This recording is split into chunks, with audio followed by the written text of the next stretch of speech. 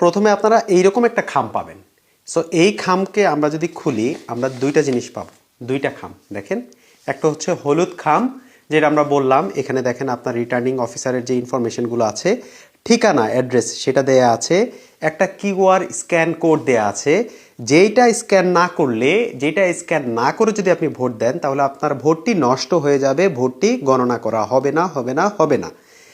এইখানে আরও একটা খাম আছে ছোট্ট, দেখেন এই খামটা যদি আমরা ওপেন করি দেখেন এখানে টোটাল তিনটা জিনিস দিছে এই খামটায়। একটি হচ্ছে ঘোষণাপত্র, একটি পরে আমরা দেখব, একটি হচ্ছে গণভোট আর একটা হচ্ছে ব্যালট পেপার। প্রথমে চলুন আমরা গণভোট নিয়ে কথা বলি। সো গণভোটটা যদি আপনি খোলেন আপনি দেখবেন এখানে দুইটা আছে, একটা হা একটা না। অবশ্যই আপনি একটা টিক চিহ্ন দিবেন, দুইটা ঘরে দিবেন না। হাতে টিক চিহ্ন দিবেন, গণভোটে হা দিবেন এবং হাতেই টিক চিহ্ন দিবেন।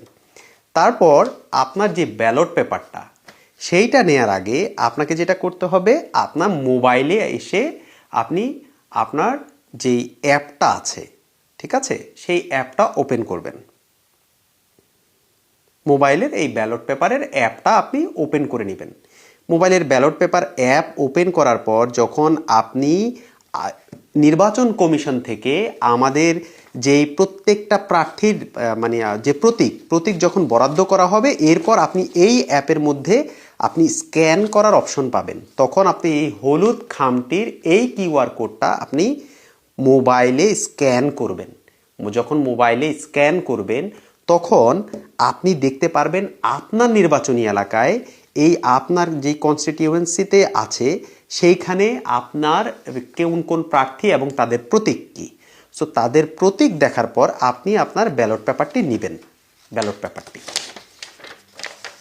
আপনি ব্যালট পেপারটি নেওয়ার পর যেইটা আপনার কাজ, আপনার যেই প্রার্থীকে আপনি ভোট দিতে চান সেই প্রার্থীর সামনে শুধুমাত্র একটি চিহ্ন দিবেন, টিক চিহ্ন দিবেন।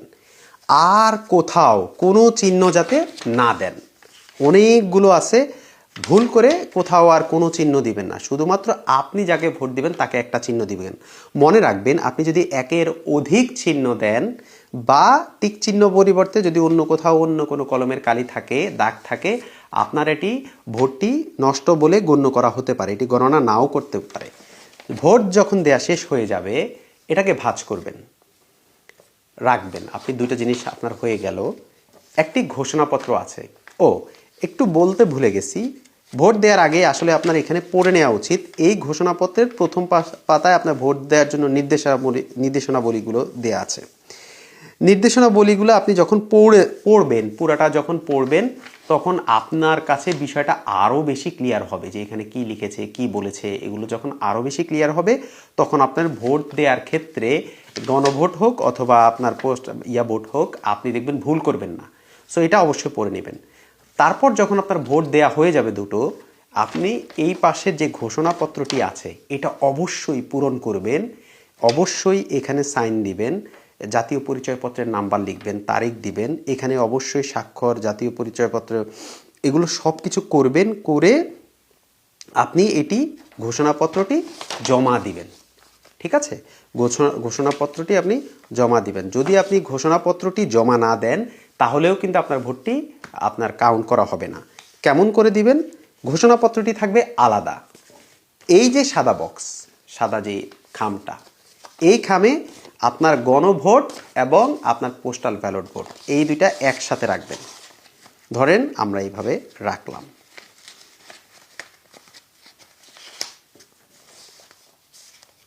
রাখার পরে এই যে এখানে দেখেন আঠা কস্টেপের মতো আছে, এই আঠার ইয়াটা আপনি খুলবেন, এটা খোলা যায়।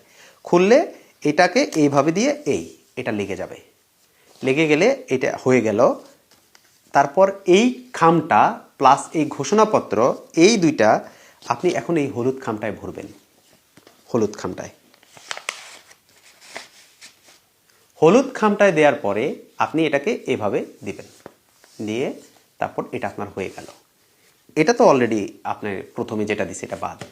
তার মানে এই খামটা এইখানে ঠিক সেম যেটা আছে বললাম দিলেন। দেওয়ার পরে আপনি এই খামটা আপনার নিকটস্থ যে কোনো পোস্ট বক্স, যদি কোনো পোস্ট বক্স থাকে জাস্ট নিয়ে আপনি ফালাই দেন। আর যদি পোস্ট বক্স না থাকে পোস্ট অফিস খুঁজে বের করে পোস্ট অফিসে নিয়ে এটা রাখেন। That's it. আপনাকে আর কিছুই করতে হবে না, আর কিছু করতে হবে না, টাকা দিতে হবে না, করতে হবে না। একটা জিনিস মনে রাখবেন, যখন আপনি ভোট দিবেন তার আগে অবশ্যই আপনি স্ক্যানে এটা বারকোডটা স্ক্যান করবেন আপনার অ্যাপের মাধ্যমে। যদি আপনি এটি না করেন তাহলে আপনার ভোটটি গণনা করা হবে না, হবে না, হবে না। আপনি মনে করতে পারেন ধুর এইটা আমি করব না, ভোট দিয়ে আপনি পাঠাই দিলেন, লাভ নাই, আপনার টাইম ওয়েস্ট। ঠিক আছে, এটা লাভ হবে না। সো এইভাবে আপনারা ভোট দিবেন।